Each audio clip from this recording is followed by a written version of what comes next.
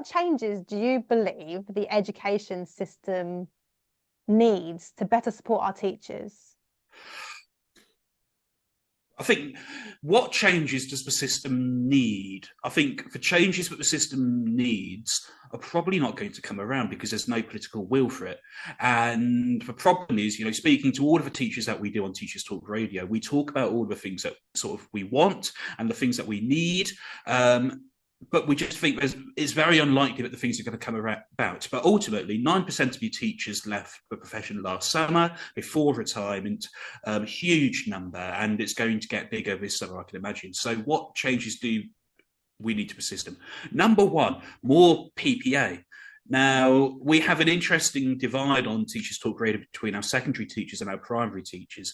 And, the secondary teachers, whenever we say, let's have a PPA a day, the primary teachers go and say, a PPA a day, what on earth are you talking about? So we get an afternoon if we're lucky. But certainly from a secondary perspective, teachers, if they're lucky, get 10%. No, all teachers get 10% PPA. If they're lucky, they get more. And that means if you're teaching 50 hours a fortnight, you might get 5 hours a fortnight off to do planning, preparation, assessment. And what that means is the education profession, the teaching profession, is built on unpaid overtime. And it's an unsustainable system. And teachers do it out of goodwill. But as soon as the goodwill disappears, because they might have had a bad experience of work, they're less likely to put the work in. And who's going to suffer? Well, it's the teachers first and foremost, because it's one of those jobs where you can only do your job if you put in the extra hours. And otherwise you're going to turn to a classroom with nothing to teach, and it's going to be an absolute nightmare. So more PPA is what's required. That would look different in primary and secondary, I imagine. And then sort of a wider reputational improvement for teachers and the teaching profession as well. We've seen in the last 12 months that actually the public perception of teachers has improved. During the strike action last year, we actually saw that the public were more sympathetic towards teachers. And that's something which really came across on Teachers Talk Radio as well, when we spoke to people who weren't teachers, actually saying, well, I didn't realise how tough it was to be a teacher. And that's come about not just in the short term from that strike action, but also in sort of a medium term during the pandemic as well, when so many parents are educating their children at home and realise, I'm finding it so hard to teach maybe 1 or 2 children or maybe 3 children. Imagine how teachers do trying to teach 30 children 5 hours a day, 25 hours a week. So there was that sense as well, I think, but it's an ongoing process, and that the public and the teachers, they aren't quite there yet, and there are still some people who think, well, teachers get 13 weeks holiday and they leave at 3:30 every day. And until that changes, the government's very happy, whichever political party will be in government in the next election, plus the government at the moment, they're very happy for that public perception to remain, because the vote winners on education are not for teachers, but they're to get parents on board. Yes. But until that public perception changes for good, you're still going to have teacher shortages, issues with retention, issues with recruitment. And so, those are the 2 big things that need to change, but I don't see them changing anytime soon. Unfortunately, no. And that also has a big impact, doesn't it, on teachers' well-being and the risk of burnout for teachers. So what is your experience of teacher burnout? Have you ever come across that in your career? Have you felt? I mean, there are some days where I finish teaching. It might be a 5-period day. It might be a day with a parents' evening, and I think, how on earth can I go to work tomorrow? But you just, you have to wake up and you have to start again. And it shouldn't be that way. Teaching should be something that teachers enjoy and shouldn't burn out. But I've seen colleagues in my own school burn out. I've seen peers and friends in other schools burn out. It's not a phenomenon which is unique to a particular setting or a particular type of person. It's something which affects all teachers, feelings of burnout, feelings that actually they can't go on. And what teachers need to realise is, if they didn't turn up to work, that school would probably get somebody to do their job within a week. And teachers have to realise that the most important thing is looking after themselves, looking after their families, making time for themselves, because they can give so much to their employer, but ultimately, if anything were to happen to them, the employer would get somebody in to do their job. So that's what I'd say on burnout. It happens. Look after yourself. take time out for yourself and realize nobody's more, nobody is less important. I've tried to work out the words now. The job's not that important in the grand scheme of things. The person is far more important than the job. Of course, yeah, and how we present ourselves in schools will have an impact on our learning environment, will have an impact on our students. But I think the reason that we give so much to our profession is because we care so much. That's why we became teachers. We want to help children better themselves and achieve great things. And because we have that sense of sort of care and empathy towards our students, we want them to succeed. And sometimes we can feel guilty for not being in school, for example. We go in when we're ill and we're not feeling very well. But you're right, we need to put ourselves first and look after our own well-being first so that we can then better support our students and be better role models for them, because they're watching us every day in, day out, and seeing how we're coping with things and how we're dealing with things. Indeed, and actually, I think about my own experience as a teacher, and I think about, I had to give up my form at the end of year 9 because I took on an increased responsibility. But as a kid in my old form, who's now in year 11, who I met at the start of year 7, and for various reasons, I'm pretty much the only male role model in his life, and that's really tough to have that weight of responsibility on your shoulder in terms of actually the kids look up to you and they look at you as an example, as a role model.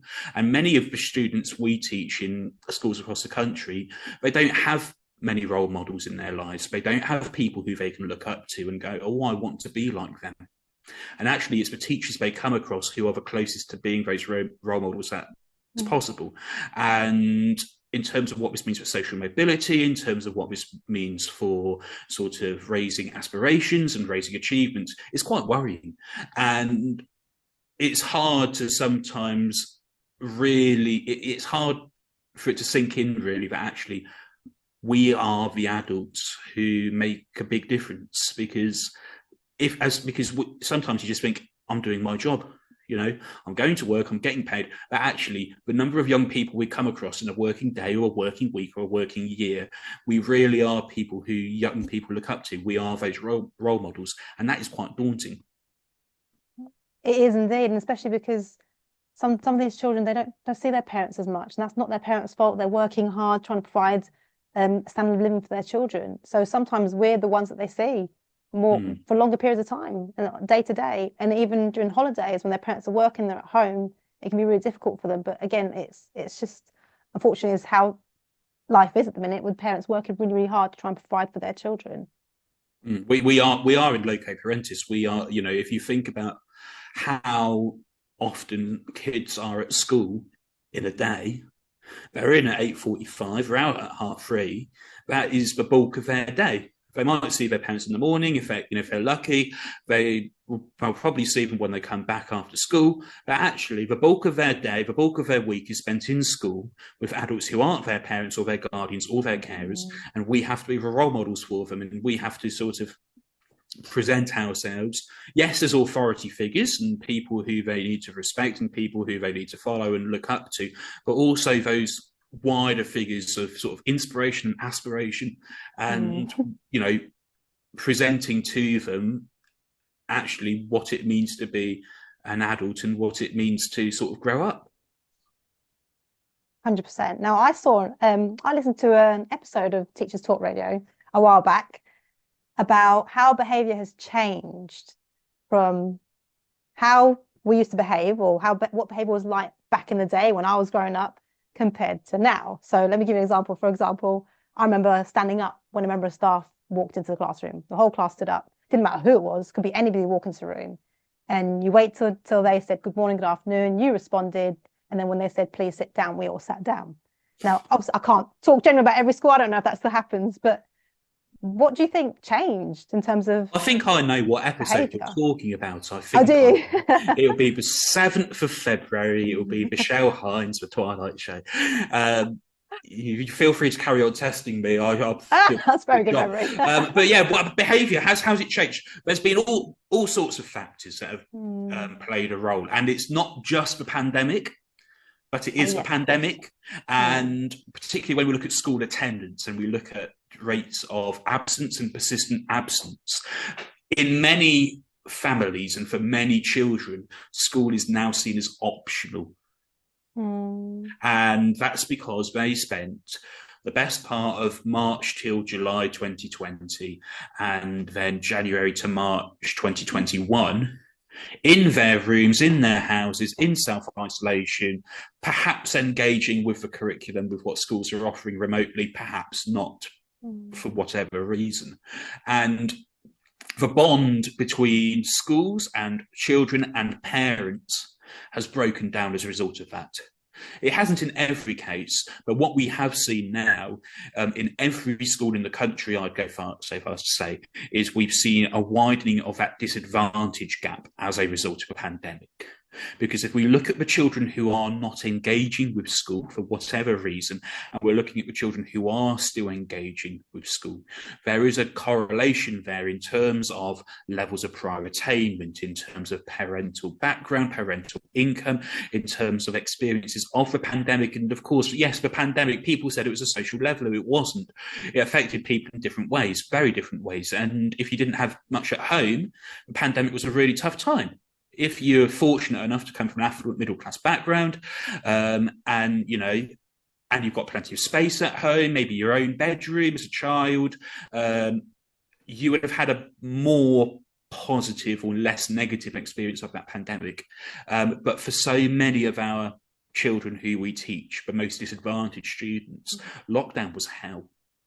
And there was no way they could do any work if they didn't have an internet connection. I teach students at the moment, and I say, and they say to me, "Sir, we don't have a computer at home. I don't even have a mobile phone that I can use. I have to use my parents if I want to do that." A couple of kids, no internet. And so that equity of access to education has broken down. Because of a pandemic, that bond between schools and parents and children broke down.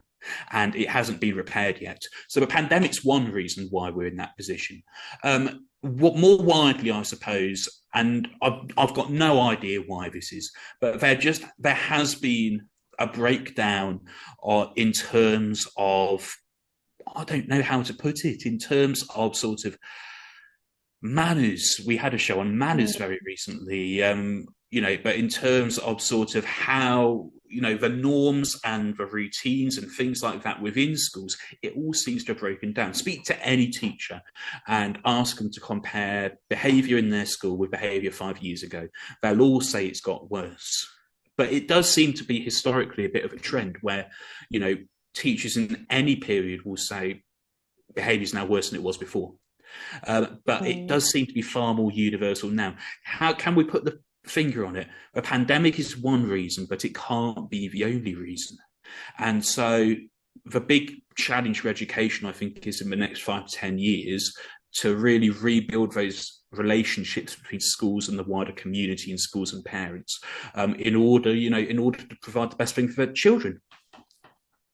So do you think also that the unpaid working hours, the unpaid overtime, let's say, on staff and the workload and the stress of the career, that's had an impact on the students' behaviour? So if we focus on staff well-being and improving staff well-being across schools, then that could create a more positive culture in schools where teachers feel happy to go to work and they feel safe and supported, which would then that would reflect on our students in terms of how we behave and interact with one another and with our students. Students can see if their teachers are stressed or unhappy or tired, and that does have an effect on them. The other thing, of course, to note is, of course, levels of staff absence. And we see stories in the media about a kid who's had 40 different science teachers in a year or something because they can't get permanent teachers. If you look on all of your sort of job websites in terms of finding teacher jobs, they're through the roof, a number of advertisements, and the number of repeat adverts you see for teachers of maths, teachers of science, teachers of English. Schools are really struggling to appoint English teachers nowadays. And of course, all subjects as well. I know there's a Catholic school near me which can't recruit an RE teacher, and that's a Catholic school. So levels of staff absence and the lack of sort of consistency and the lack of uniformity within schools, where there's an increase in supply of teachers, and that means an increase in costs of school because agencies are so expensive. That, of course, it has a knock-on effect, and it makes it harder for the more established teachers when they've got students who maybe for the first 4 lessons of their day have had supply, and then turn at period 5 and it's their established teacher who's going to try to get those routines back. It's really, really hard. And some schools, schools have all been hit hard by this. Some schools harder than others. And I think a lot of that as well depends on the area of the country these schools are in. If you're a school in a more affluent area, you're less likely to have been hit by higher levels of staff absence, and in terms of that aspect as well. So you still will have been hit by it, but not as much. Whereas if you're in a school which serves a particularly disadvantaged area, you're more likely to have been hit by those high levels of staff absence and the inability to recruit staff. And what that does is it creates this sort of knock-on effect whereby the students who are already least advantaged in terms of their background become more disadvantaged as we go through because of the effects these wider contributing factors are having on their schooling and on their education.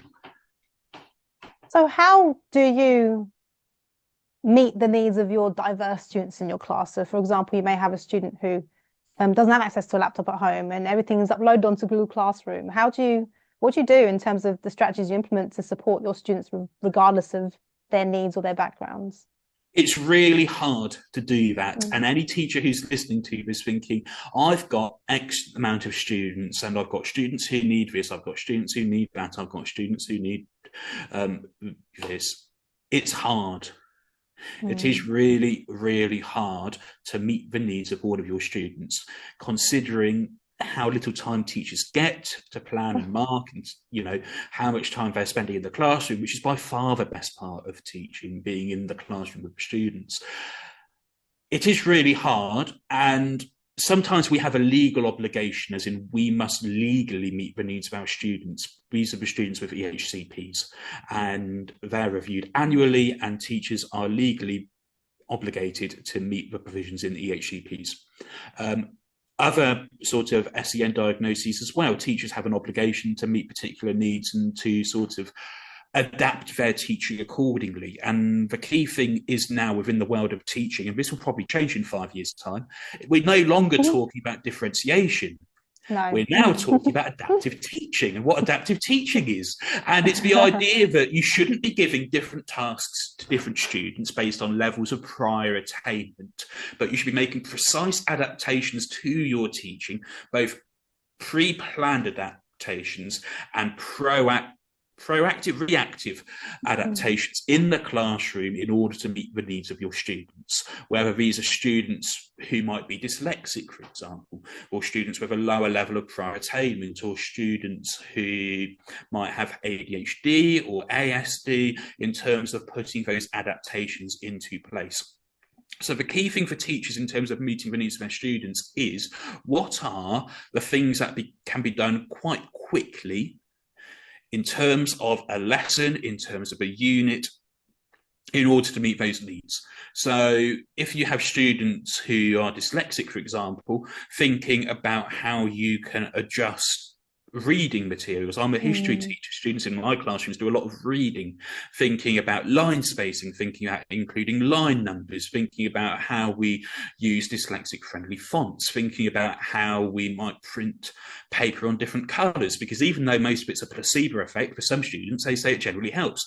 But if you're doing that for that student, you may as well do it for all of your other students as well. If you've been told this student needs blue paper, why not print all of your reading on blue paper? Yes, of course. Because rather than having to do 29 copies on white and 1 copy on blue, doing all 30 on blue every week, it's just thinking smarter. And that's what it is about. If you're going to, if you know there's a student in your classroom who struggles with extended writing, and you provide them a writing frame to help structure their writing, why not give the writing frame to some of the other students as well? Because they might need it as well. You might not be told they need it, but you may as well provide that adaptation of that scaffold to them. Modelling is a great example. Some students need to understand sort of what a good example of something looks like. So rather than giving it to a student or students who you've been told to give it for, give it to everybody. because what is sort of good adaptive teaching for some is good teaching for all. And so when we talk about meeting the needs of our students, we need to think about what are those things that we can do which won't help the targeted students, but will help every student as well. Just hearing you talk about that just reminded me of the things that I've done actually in my teaching career. So I've pretty much done what you've said. So I give it to all my students. I don't want my students to stand out. I don't want them to look like the odd one out and make them feel uncomfortable. So I always say it's available there if you need it, have a look at it, use it. But I also try and push them and say, well, try not to use it to begin with. Have a go. And if you need to use it, fine. Then you can use it. It's not an issue. It's there for you. So yeah, I completely agree with you 100%. Give it to all our students so that we're not creating 20 different lessons in one, because we're not supposed to be doing that anymore. And it's just there in case they need it. We're not just specifically targeting one student in the whole class. Now, in your role as literacy coordinator, what sort of initiatives have you put in place to help enhance literacy among your students?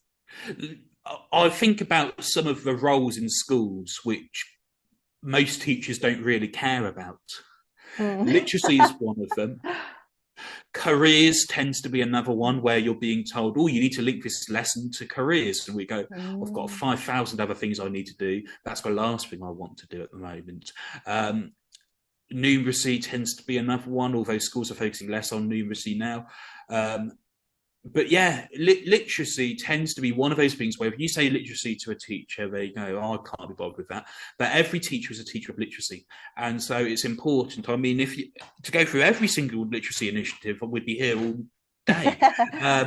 Let's start with the most important ones in my view. So ultimately, with any intervention, you have 3 tiers. You have sort of your quality first teaching, which is at the top. You then have your sort of smaller intervention, and then you have your one-on-one targeted specific interventions. So if you start with literacy at the very top in terms of quality first teaching, it's really important that all students in your school are exposed to a high quality, rich diet of literacy. And this includes access to rich vocabulary, which will now enable them to access a curriculum. The opportunity to engage in structured talk opportunities or oracy, the ability to write with confidence, and then later on with flair. And so having that sort of vision as a school of quality first teaching is really, really important. So from our school's perspective, we focused really, really hard on what it means to read well and how we can support our students to read well in the classroom. So using evidence-informed strategies like activating background knowledge, by summarising, by clarifying, by predicting when we're reading for comprehension, allows students to have a much greater understanding of texts that they encounter. Linked to that is how we teach vocabulary explicitly in our classrooms. So building staff awareness of the different tiers of vocabulary. So you've got tier 1 vocabulary, which is sort of common everyday language, tier 2 vocabulary, which is academic vocabulary, which is used across disciplines, and then tier 3 vocabulary, which is the subject specific vocabulary, which only really belongs within one discipline or one subset of disciplines. And it's not a hierarchy, it's just a way of organising vocabulary in terms of which vocabulary we should be teaching explicitly, and then having strategies to teach that vocabulary explicitly. So it might be using a Freya model to provide a definition, some examples, a word in practice.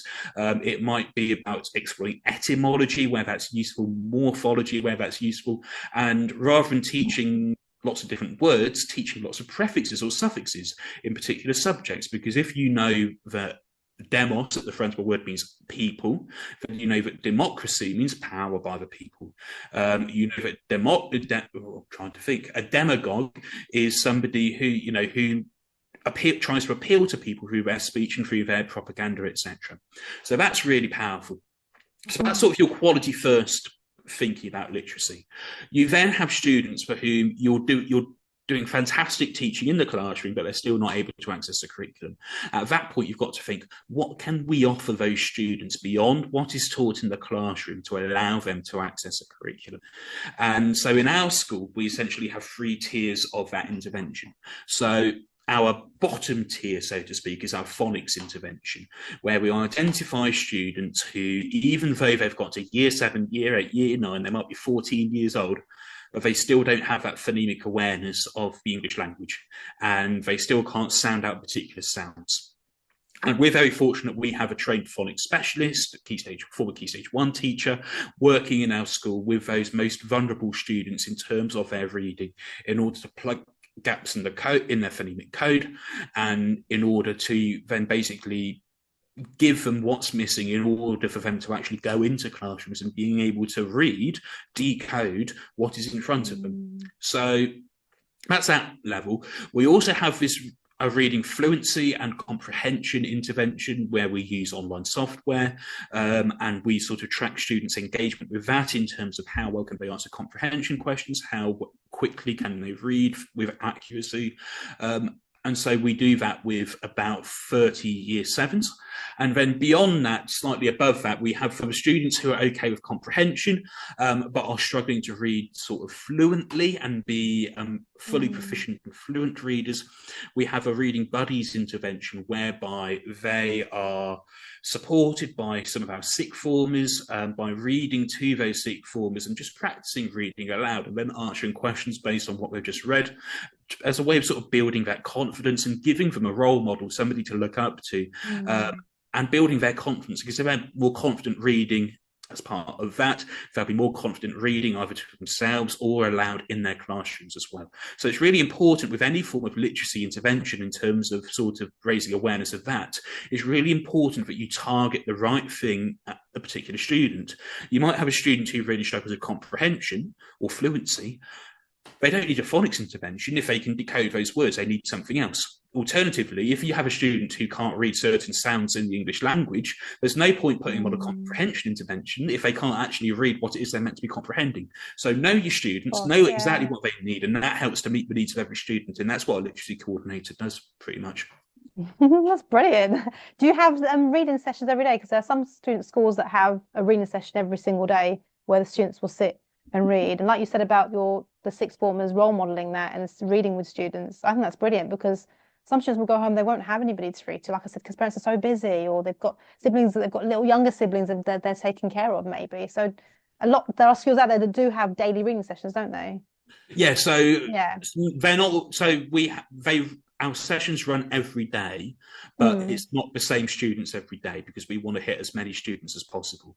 So typically, if, say, a reading buddies session with sixth formers, some of our younger year 7 and 8 students will be accessing that once a week during registration time. And it's really hard to get kids out of registration, because, you know, we deliver PSHE free registration quite often. We've got assemblies and things like that as well.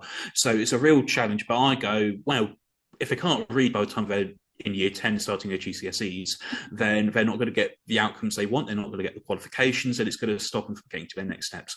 So it's about realising what's best for the students, which is essentially what our entire rationale for tackling literacy very early on, especially post-pandemic as well.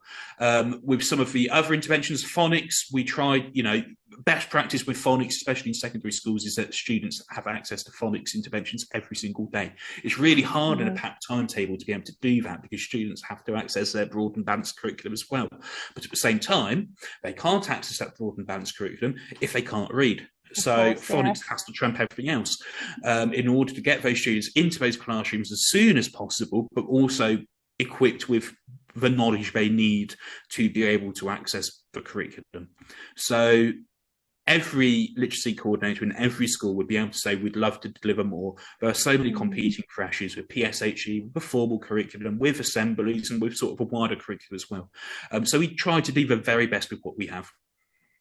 I think it's also important for staff to be trained, isn't it? Because I currently teach in a special needs school, and I deliver read, write, ink sessions. I never did read, write, ink before in a mainstream setting. But now that I'm doing that with my students, this 3 or 4 times a week, when I'm teaching English, for example, I'm thinking about the blending, and I'm encouraging the students to blend more. And I'm thinking more down that route, rather than I just think, well, let's just read this together. But now I know better in terms of how to blend sounds. I didn't know that before. I was a PE teacher for 13 years. So the fact that I've now had the opportunity to teach read, write, ink and be able to encourage my students to blend is incredible. it's really hard with staff training because, I work in a school which is year 7 to year 13. And if you're delivering whole staff training on blending and segmenting, you're going to have teachers there who only teach sixth form who think, well, why on earth do I need to know this? And then if you have sort of, training on sort of more, because obviously, literally, it's not just about those who are struggling to read, but also stretching and challenging those who are the most able as well. And you might have some of those, and then you've got maybe a teacher who teaches nurture groups who goes, well, it's not really suited to me. And it's really hard because there are all sorts of competing CPD challenges within a school. You've got to ensure you have the backing of your leadership team if you're going to provide staff training on literacy, because if you're not going to be able to do, if you don't have the backing of your senior leadership, then you won't be able to get those opportunities to train up staff as best as you can. So it's really important that you target the staff who you really want. So if you know, for example, that you have a nurture group in year 7, which might be a smaller group of students who maybe struggle with reading more than the other students, it's really important you target those teachers who are teaching that particular group and say, look, these are the barriers our students are facing. This is what we need to be able to actually sort of, this is what you need to be able to help them learn. And this is the sort of things in terms of literacy, in terms of phonics, in terms of reading strategies that you really need to get to these particular students. So yeah, staff training is a really, really difficult one. I've been very fortunate to lead staff training on vocabulary and reading. But as soon as it stops becoming a senior leadership priority, you lose a lot of opportunities that you otherwise would have had. Now, earlier we talked about teachers leaving the profession and how it's increasing, and there are teachers that are looking to leave in the first 5 years, maybe even trainee or ECTs before they even complete their training at ECT year. What are the top tips you would give to new teachers, new qualified teachers today in terms of classroom management and how to make the most of their teaching career? It's hard to give advice to new teachers because you have to remember what it was like being a new teacher. And, for me, it actually wasn't that long ago, but it does feel like a lifetime ago. I started teaching before the pandemic hit, and since then, education's changed wildly. And the experience has been ECTs, as they're now called, are different today to what it was for NQTs before. You've got different training programs, you've got different expectations, you've got different paperwork, etc.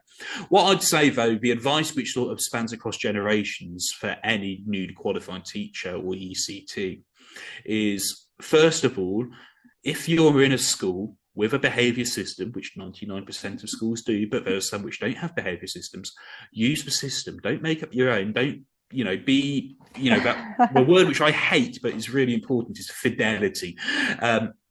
Ensuring that you stay faithful and true to a school's behaviour system for both positive recognition and reinforcement in terms of changing negative behaviours. It's really important that you know the system and you use the system, because if you don't use the same system as all of the other teachers, and it might be because you're new to a school, it might be because you're new to teaching, you might not have got your head around it yet. The kids will suss you out and they'll think, this person gives us a little bit more leeway, so we can start to act up a little bit more. The only way you get around it is by using the system.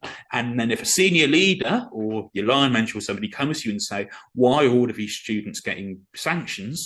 Turn around and say, well, I'm using the school system. And if they don't like that, then just say, well, I'm using what I have as part of the school's policies to be able to deal with what I have, the challenges in front of me. And so if you don't like the fact that I'm using the system, then we've got a bit of a problem here. So it's really important that new teachers use the systems that are available to them in their schools. The other thing I'd say in terms of linking sort of well-being is never take anything personally. If kids are acting out in your lessons, if kids are behaving negatively in your lessons, it's not a slight on you and your personal character. And then they're not doing it because of you. And if there was another adult in your place, chances are they'd be exhibiting very similar behaviours. So never take anything personally, because the moment you start to take negative behaviour personally is a moment when anxiety, stress, burnout, etc. really starts to hit home, and we end up seeing people leaving profession. So it's really hard, and it's taken me years to be able to do this, but sort of not taking those things personally is really, really important in terms of looking after your well-being and disassociating your personal emotions from teaching in that classroom. It's really, really hard. And some teachers are like, well, some teachers are far more sort of emotionally invested in students' behaviour. It's not because they care more, but it's just really important, I think, just to sort of depersonalise those sorts of interactions when you are applying a behaviour system, and just making it clear that you're challenging the behaviours and you're not challenging a particular student, but you're challenging the behaviours they're exhibiting. So that's a really key one. So using the system, never taking anything personally. And I mean, people say teaching is about building relationships, and it is, and relationships are number one, but it's not something that you can force. And the students know if you're trying to sort of build those relationships forcefully with them. And they sort of start to smell a rat. And it's one of those things in teaching whereby once you've been at a school for a certain amount of time, it might be 6 months, it might be a year, it might be a couple of years, and more and more students get to know you, those relationships build organically. Because word goes around and says, oh, such and such is a good teacher, or such and such is quite strict, or such, and etc. And it's really difficult. Some teachers are like, I want the students to like me, or I want the students to respect me, or I want the students to fear me. Depending on what type of teacher you are, I wouldn't recommend the third one. And therefore try to impose those relationships by force, and it doesn't work. It doesn't work because students are clever and they will see through that. So allow those relationships to build organically. Allow them to develop naturally over time. And yes, there will be some students who don't like you. It's not a slight on you as a person, because there are students who dislike every teacher. And I don't think there's a single teacher in a school anywhere in the country who hasn't had kids who dislike them. And we can't dislike students, and we shouldn't dislike students. Easier said than done. Sometimes you look at a register and go, at least such and such isn't here today. And you shouldn't do that as a teacher, but it's natural. And so allowing those relationships to build naturally and organically over time is really important. So my advice to new teachers is use the school systems, don't take anything personally, and let those relationships build organically. Don't force them. And I think it's also about not wanting to please the students and show them that you're really nice and really kind, and then you let the behaviour management side sort of slip. Because I think that's really important. I've seen that in schools before, where staff aren't implementing the behaviour policy and aren't following the sanctions because they want to look good in front of their students. But what I've learned over the years is by sticking to that behaviour policy and being fair and consistent, you build up that respect with your students because they know where they stand with you and they trust you. What you've just described there is very much short-term gain, but long-term pain as a teacher, where you're like, I want the students to like me, so I'm going to be a little bit more relaxed with a behaviour system. I'm going to allow them to do X and Y, even though other teachers don't. There are teachers like that in every school, whether you like it or not. And my message to them would be, you're undermining your colleagues who are being faithful to the school systems. If you have a teacher there who isn't following the system for whatever reason, because they think the kids are going to like them otherwise, or because they might have positive relationships with those students and therefore think, well, if somebody's not quite doing the right thing, I'll just let it slide or tackle it, but not implement the system faithfully. Whereas a teacher in another room who might not have those relationships built with those students yet, who's confronted the same, if they start to issue a warning or whatever it might be, and the kid turns around and says, but such and such in my previous lesson didn't do that, it undermines that teacher who's actually implementing that system faithfully. So in terms of a fidelity to those systems, it's really important that as a school you have a culture where every single teacher is following that system, because otherwise it's unfair on the teachers who are following the system if you have some teachers who are not. 100%. It can also affect the teacher a little bit. So I had a tutor group very long time ago, year 12 tutor group, and they would wear their coats and earphones in lessons. But I was following the behaviour policy, and I was asked them to remove it at the start. Don't come into my classroom with your coat on, with your earphones on. Remove them first, then come sit down. Or of course, they'd walk in without doing that, and I'd remind them. But they kind of developed this sort of hatred towards me because I was sticking to the policy, and they didn't like me because of it. However, I had students who'd say to them, well, no, that's Mrs. just doing her job. That's what we have to do in school. Yeah. So we have to follow that's what she's doing. She's not doing anything against us. So I think over time, they sort of eased a bit more and ended up liking me. But initially, they didn't like me at all. They really my classroom gets really cold because the heating's so temperamental. And what I sometimes do is if the kids come in, we're in the room, and I might wait 5 minutes, and then I'll go, 3 people still have their coats on. We need to get them off now. And I haven't said anybody's name, so I haven't pointed at anybody. I haven't said, you need to take your coat off. I just said, 3 people have still got their coats on. And that's all I say. And then they sort of look and they go, but it's cold. And I'm like, look at everybody else. But because my rig sometimes gets so cold, if we've been in the minus figures sometimes, I recognise from being a human being that there are some students who might need a little bit of acclimatisation in terms of let them sit there with their coats on for a couple of minutes, but then don't let it go unchallenged by any means, because that's undermining other teachers. But just knowing how to interact with them is so essential. And then if they refuse to take their coat off, use the systems that are available to you. And it's not about giving them leeway, but it's just about sort of understanding that there are some extreme situations where there is extreme weather, and ideally you'll get a message from your leadership team in the morning saying, oh, by the way, it's really cold today, it's -4 or something. So we're going to let kids keep their coats on in the first lesson of the day because it's still warming up. And occasionally we get there, and that's good, and then form tutors can communicate that message. But sometimes you've just got to ensure that you challenge things, but that you do it in such a way which doesn't completely alienate the student. And that some people might listen to this and think, well, that's completely hypocritical compared to what he just said earlier about, teachers who don't follow the same systems. It's really important that all teachers follow the same systems. It's important that they understand who the students are in front of them, and they apply those systems in a way that doesn't lead to whatever it might be next. Yeah, because it's about disciplining students with dignity, isn't it? Not showing them up or embarrassing them or anything like that. It's about disciplining our students in a respectful way and maintaining that relationship with your students. And you're right. And there are times in the classroom it's really cold. I remember during pandemic times when I had my windows and doors all open, my poor students were cold. So in that sense, you have to be human, and you have to allow them to get used to the climate, used to the environment in the classroom, 100%. So what do you think? Well, what is your favourite or most important topic on Teachers Talk Radio so far? Oh my word! Well, given the number of shows we've had and the fact we've had 1 million downloads now, we've had so many topics on Teachers Talk Radio. It's really, really hard to keep track of it.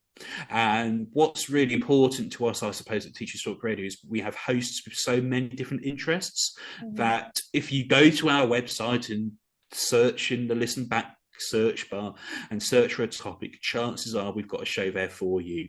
The big thing that we have at the moment is our collections. So collections on our website, ttradio.org, are packages of 4 shows all grouped around a particular topic and a particular theme. So we've got 4 shows, for example, on teaching maths. We've got 4 shows, for example, on behaviour for learning. We've got 4 shows on AI in education. We've got 4 shows on literacy. We've got 4 shows on environment and sustainability. And we're updating those all the time.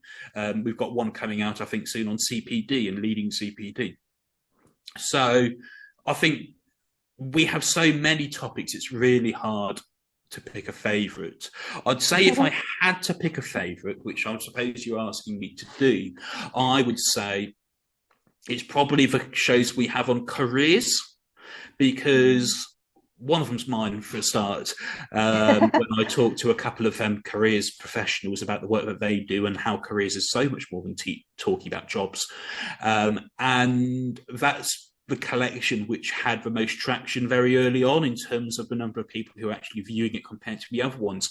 It picked up really more traction than I thought it would. I thought that more people would be interested in perhaps the behaviour collection, or the attendance collection, or the neurodiversity collection. But no, it's a careers and futures one. And it was picking up all of these clicks and people clicking on the shows and listening to them. And I was just thinking, wow, we've really got engagement on this one. So for our shows on careers and skills and thinking about the future, they've had a lot of traction. And so they'd be the ones that I'd urge people to go and check out, because there's loads of fantastic content, and you can now search by theme on the collections page, but you can also look at all of our shows on Listen Back. Only yesterday evening, we had Branwen Jeffries on. Branwen is the BBC's education editor, and she was talking about her work in the last year being an education journalist, reporting on RAC, reporting on Ruth Perry, reporting now on the story which has been in the news at this time of recording, which is PFI schools and the increased costs with PFI contracts. And it was really interesting listening to her talk about the duty of care a journalist must have for people they're talking to, and the BBC's guidelines and Samaritan's guidelines on reporting on suicide, which unfortunately we know was a contributing factor for Ruth Perry, the Oxford inspection that led to her tragic death. So we have all sorts of amazing topics, new shows every single day, and search by topic on the collections page. My particular favourite is careers and futures. Now, you mentioned AI earlier. What is your opinion on AI in teaching, in education? I always look, as a teacher, one of my mantras is, if you don't know enough about something, don't say anything. I don't know enough about AI. This is my thing, and I'd love to know more, but my time as a teacher is limited. And so I might use things like ChatGPT to provide summaries of things for me, to condense longer things into shorter summaries, to make some comprehension questions based on a piece of text, to do things like that. But I don't know enough about AI to be able to use it even more effectively. My big thing, though, is students are sitting exams which are paper-based, and they can't use AI in exams.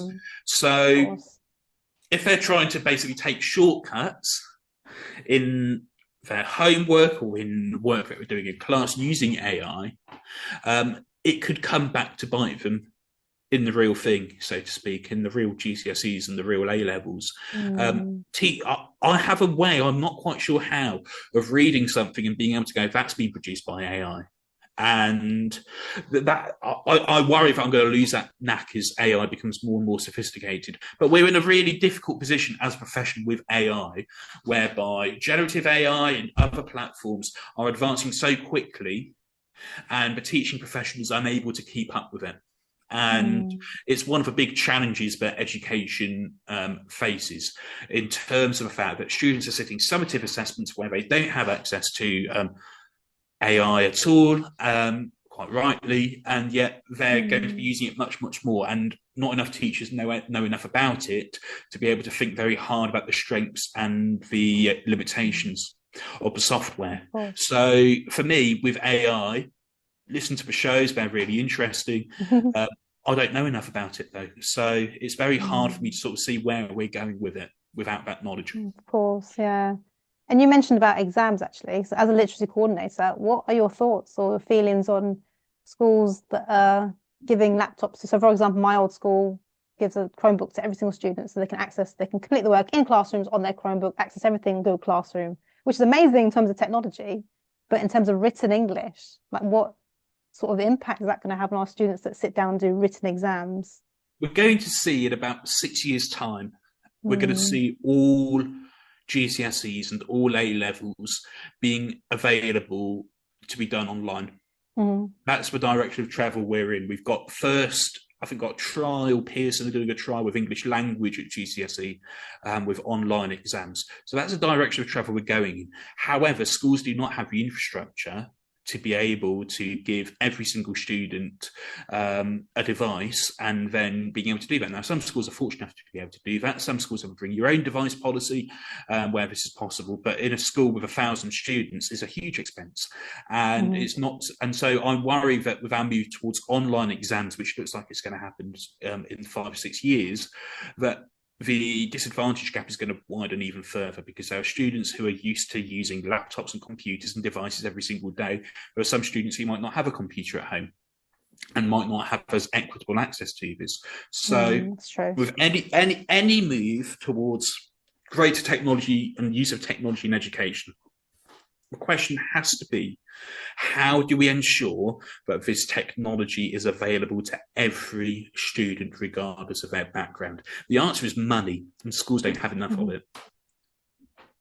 No, they don't, unfortunately, and that's therefore then has an impact on the students in terms of their learning and the resources that are made available to those students in school. So, for example, I did a podcast episode on teachers funding their own resources in classrooms, buying laminators and pouches and buying things for their own classroom, because the schools just can't afford to give it to them. And that's then having an impact on the students when teachers aren't able to provide the resources for their students. Teachers want to do the best job possible. And sometimes it means that teachers feel as though there's no option but to spend their own money on providing resources for students, and what a sad situation that is. And it speaks to a history of underfunding and schools who are struggling with budgets. It's about, every single head teacher we've spoken to on Teachers Talk Radio says the biggest challenge we've had is understanding how schools budget, because they would have been in charge of budgets for their own departments or whatever, but to actually be in charge of a whole school's budget. Yes, they might have support from a local authority or from a trust or from a operations officer, but being the head teacher, looking at the budget and thinking, well, actually, we can't afford X, we can't afford Y, it's something which a deputy headship, an NPQH, it doesn't prepare them for it. And it's the biggest challenge for a head teacher moving into that, looking at the financial side of budgeting for a school with however much money being spent on staff salaries and however much money being spent on everything else as well. A huge challenge, and we don't know what the next pay rise is going to be for teachers and how much of it's going to be funded from existing schools' budgets and how much of it's going to come from government. But the picture on the ground is it doesn't look like it's going to be enough, and we might possibly see more industrial action in the summer.